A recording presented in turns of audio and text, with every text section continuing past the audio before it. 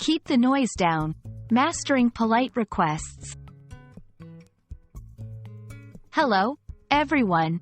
Today, we're going to delve into a very common English phrase, keep the noise down. Understanding not just the words, but the context and the politeness behind this phrase can greatly enhance your English communication skills, especially in settings where sensitivity and courtesy are essential. So, let's get started and unravel the layers behind this simple yet significant request.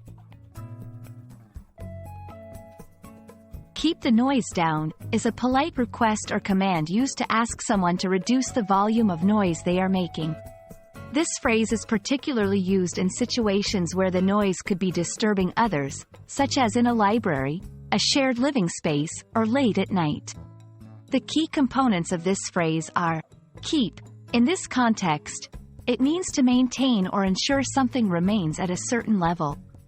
The noise refers to any unwanted sound that could be bothersome to others. Down. Here, it means at a lower level or volume. Understanding when and how to use keep the noise down is crucial for effective communication. It's typically used in shared spaces, like apartments, dormitories, or offices, where respect for others' peace is important. During quiet hours, such as at night or in designated quiet zones like libraries or study halls. To show consideration, when you're aware that loud noises might disturb others, using this phrase shows empathy and respect for their comfort. It's important to accompany this request with a polite tone and possibly an explanation, especially if addressing friends or family, to avoid coming off as rude or commanding. For example, could you please keep the noise down? I have an early meeting tomorrow. There are several ways to express the same request without always using the exact phrase, keep the noise down. These alternatives can help vary your language use and tailor your request to different situations. Could you lower the volume, please? Would you mind keeping it down?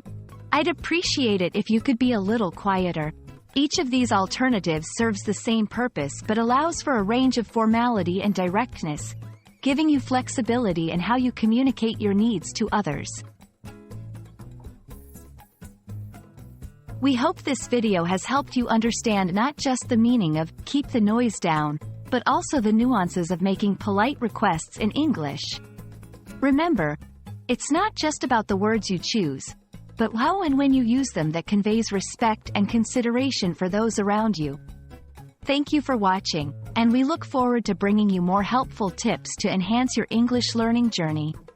Keep practicing, and see you in the next video.